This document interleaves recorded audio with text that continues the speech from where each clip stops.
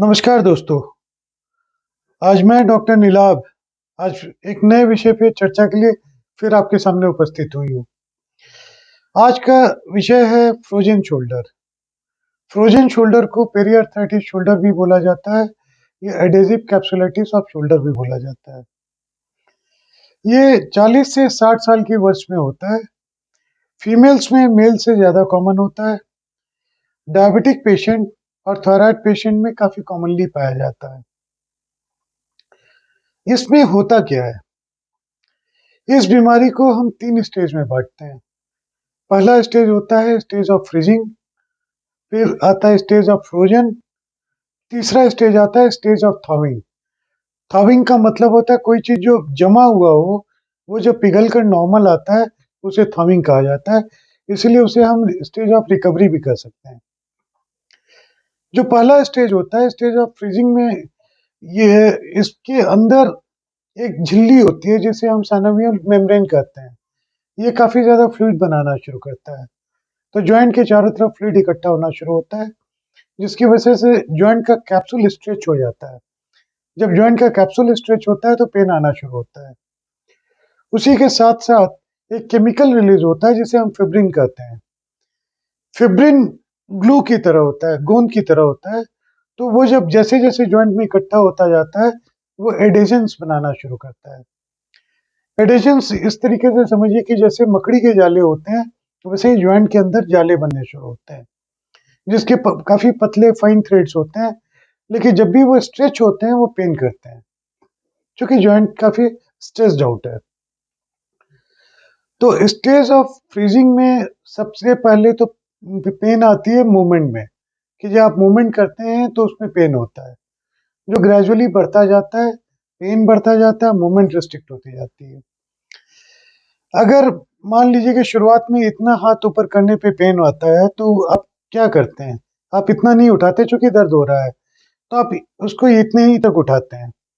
तो ये जो डिस्टेंस है यहाँ से लेकर यहाँ तक का, जो नॉर्मल था, अब इसके अंदर भी एडेशंस बनने शुरू हो जाते हैं। तो कुछ दिनों के बाद इतना उठाने पे भी पेन आना शुरू होता है। तो आप थोड़ा-सा और मूवमेंट कम कर देते हैं। जब और कम करते हैं तो वहाँ तक जाले बन जाते हैं। इसी तरह करते-करते एंड रिज़ल्ट रिज़ल्ट जो होता है उसमें हाथ बिल्कुल बदन से लग जाता है और किसी भी मूवमेंट में पेन आनी शुरू हो जाती है। जो स्टेज ऑफ फ्रोज़न हम बोलते हैं। स्टेज ऑफ फ्रोज़न में हाथ में मूवमेंट बिल्कुल नहीं होती और थोड़ा-सा भी मूव करता है तो पेन होती है, काफ़ी सीवियर पेन होता है। जो स्टेज ऑफ फ्रीजिंग होती है, वो 6 हफ्ते से लेकर 6 महीने तक कंटिन्यू करता है। इसके बाद से थर्ड स्टेज होता है जब फ्रीज़ कर चुका है, फ्रोज़न हो चुका है, तब स्टेज ऑफ थॉविंग या रिकवरी शुरू होता है।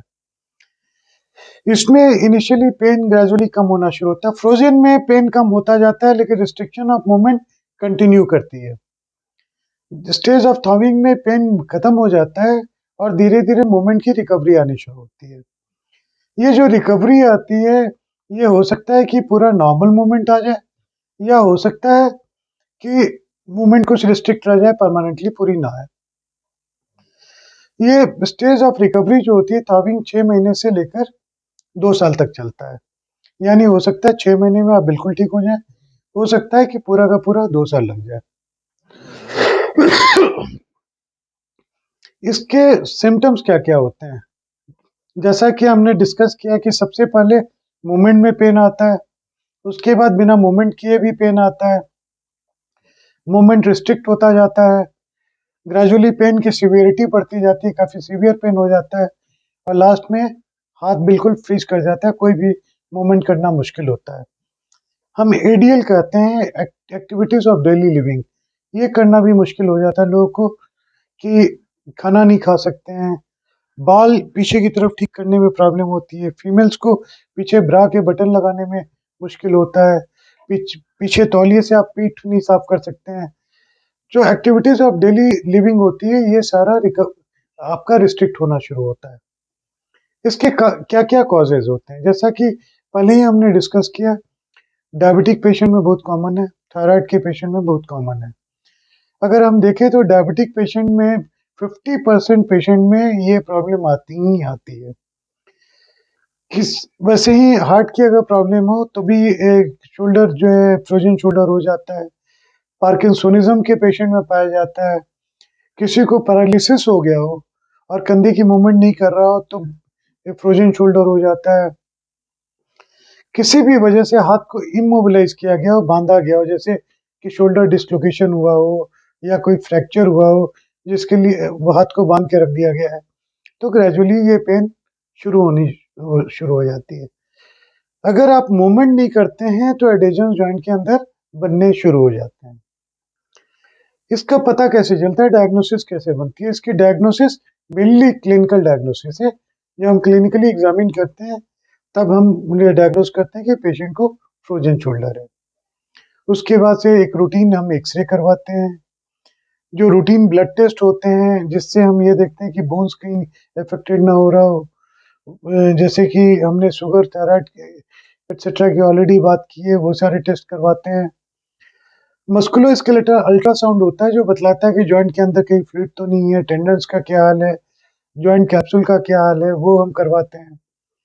इन सब के बावजूद भी अगर नहीं पता चल रहा होता है तो हम कंधे का एमआरआई करवाते हैं। अब हम बात करते हैं कि इसका ट्रीटमेंट क्या है। ट्रीटमेंट को हम 5 हिस्से में बांट सकते हैं।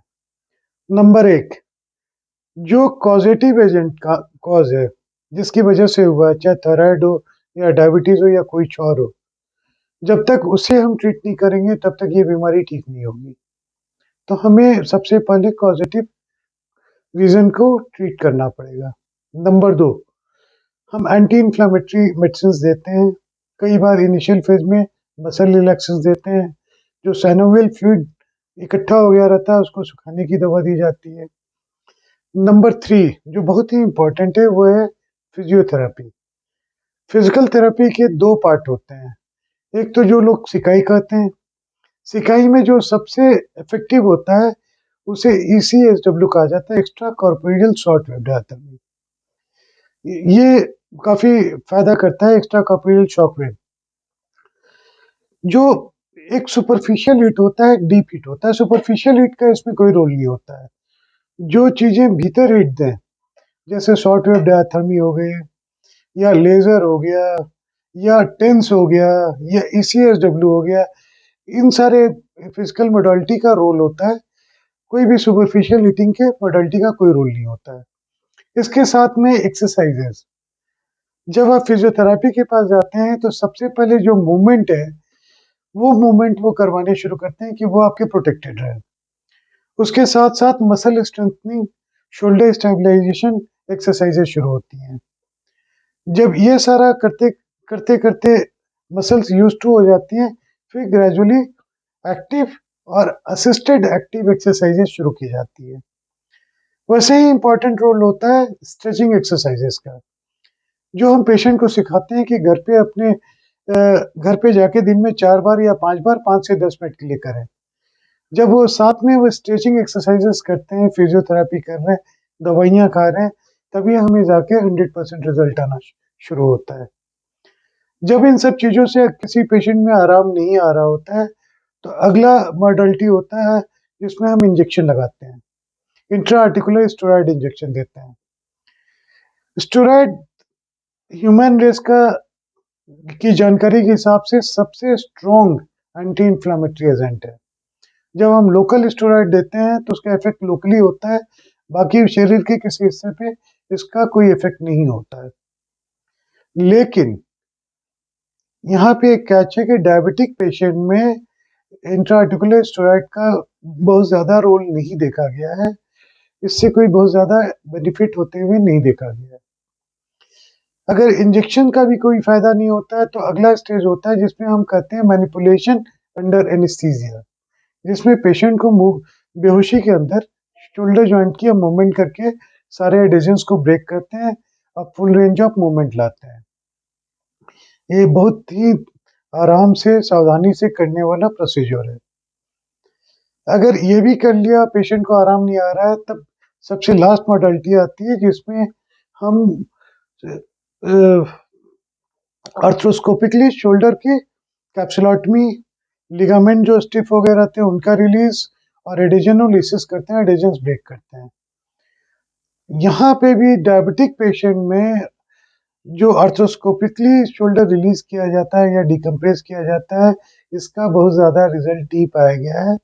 कंपैरेटिव स्टडी में जो रैंडम ट्रायल्स किया गया है, वो फिजियोथेरेपी, मेडिसिन, स्ट्रेचिंग के रिजल्ट उतने ही पाए गए हैं जो हमारे आर्थ्रोस्कोपिकली रिलीज करने के बाद फिजियोथेरेपी का पाया गया। कोई बहुत ज़्यादा फर्क नहीं देखा गया है डायबिटिक पेशेंट में। बाकी पेशेंट में इसका काफ़ी अच्छा रोल है। तो ये 5 मॉडलिटी होती है ट्रीटमेंट की। यूजुअली पेशेंट इनसे कहीं न कहीं ठीक हो जाते हैं बीच में ही। आज के लिए बस इतना ही। अगली बार हमारा विषय होगा टेनिस एल्बो, जो एल्बो में दर्द आना शुरू होता है। नमस्कार।